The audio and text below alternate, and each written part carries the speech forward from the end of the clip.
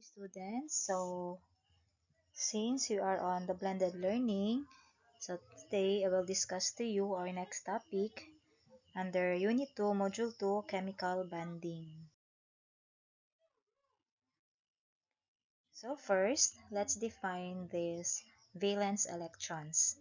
Valence electrons are the outermost or the number of electrons at the outermost energy level of the atom. It is referred also as the outermost electrons of the atom. So example of a valence electron, we have here the element oxygen. So oxygen has the atomic number of 8. So first step, we will write the electronic configuration of oxygen. So that's 1s2, 2s2, 2p4. So remember, in writing the electronic configuration, okay, these numbers represents the energy levels. Therefore, there are two energy levels for the element oxygen. And that S and P, it represents the sublevel. And of course, these numbers on the superscript, these are the electrons, and the electrons on the last energy level are called the valence electron. So we have here an illustration of the oxygen atom. So this is the first energy level, and this is the second energy level. So in first energy level, there are 2 electrons. So ito, 2 electrons on the first energy level. On the second energy level, there are 6 electrons. So this is the second energy level. We have 2 and 4 equals to 6. Since 6 is the last, since 6 are the electrons on the last energy level, therefore, that is the valence electron. So, oxygen has 6 valence electron. Okay, so I hope you understand what valence electrons are. So, they are the outermost energy level. Yes. The valence electrons are the electrons directly involved in forming bonds to form compounds. So, they are involved in the chemical bonding para may mabuo na compounds.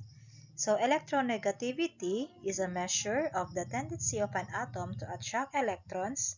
The higher its value, the higher its tendency to attract electrons. So, all atoms have electronegativity value. So, dyan madedetermine kung ano ba yung tendency ng isang atom na maka-attract ng electron. So, if they have higher electronegativity value, that means they tend to attract electrons. So, mas makaka-receive sila ng electron. And between the metals and non-metals have higher electronegativity value compared to metals. Next is we have the ionization energy. That is the energy needed to pull or remove one or more electrons from a neutral atom. The lower the ionization energy, the easier it is to remove its valence electron. So, this ionization energy is important because yan yung kailangan nila na energy para makakuha sila or makatanggal sila ng electron sa isang neutral atom. So now, we will proceed to Lewis symbol. So para mas madali yung pag-perform natin ng chemical bonding, kailangan matuto muna tayo ng Lewis symbol. So Lewis symbol is composed of the symbol of the element and dots which represent the number of valence electrons of an atom. So kanina, I discussed what valence electron is. So now in Lewis symbol, ang kailangan lang is you have to write the symbol of the element, and to represent the valence electron, we will use dots. So example, we have the element again, oxygen, with the atomic number of 8. So we will do the electronic configuration of oxygen. And since oxygen has 6 valence electron. So ito, the electrons under the second energy level, we have 2 and 4. So add lang natin, it's equal to 6. So the Lewis symbol for oxygen is, we will write the big letter O, the symbol for oxygen. And since oxygen has 6 valence electron, we will write 6 dots around the symbol. So ayan. So in writing the dots, kailangan nasa up or sa down, pwede din sa both sides yung position ng mga dots. Wag lang yung naka-diagonal. Okay? So let's have another example for Lewis symbol. We have the element calcium with the atomic number of 20. So this is the electronic configuration for calcium. So calcium has 4 energy levels. We have the first energy level, second energy level, third energy level, and the fourth energy level. So ito, apat, these circles represents the energy level. So it has 4 energy levels. The first energy level, it has 2 electrons. Second energy level has 8. Bakit 8? Because ito po yung sa second energy level. So 2 plus 6 is 8. And the third energy level is 8 pa rin. This is our third energy level, and the electrons under third energy level are 2 and 6. So it equals to 8. And the last energy level, fourth energy level, it has 2 electrons. Therefore, calcium has 2 valence electrons. So in writing the Lewis symbol for calcium, first, write the symbol, then write the valence electron using a dot. So since it has 2 valence electron, so we will draw 2 dots. Okay.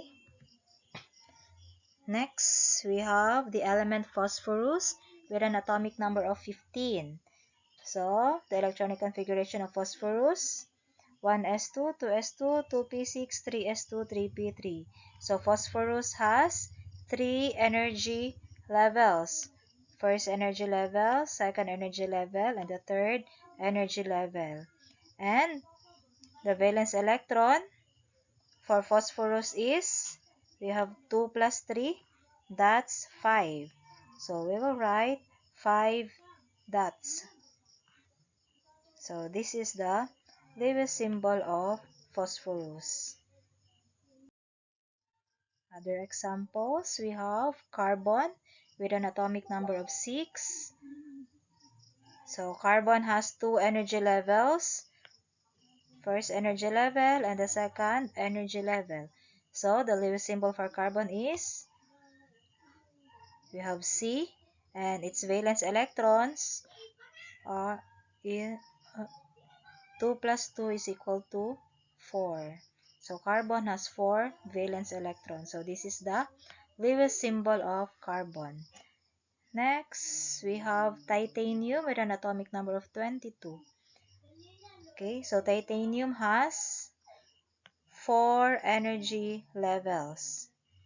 Okay, ito. 4s2 and the 4p2.